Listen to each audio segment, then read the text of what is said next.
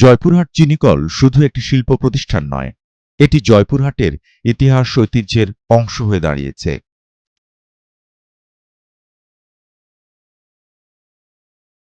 60-এর দশকে প্রতিষ্ঠিত এই চিনিকল উত্তরবঙ্গের আখ চাষ ও শিল্পায়নের পথিকৃৎ।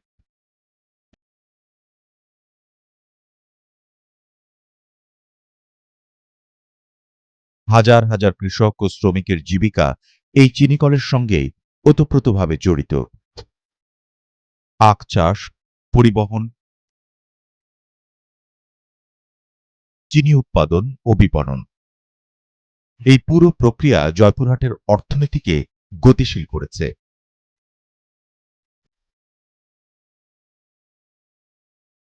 একসময় এই চিনিকল ছিল দেশের অন্যতম প্রধান চিনি উৎপাদন কেন্দ্র।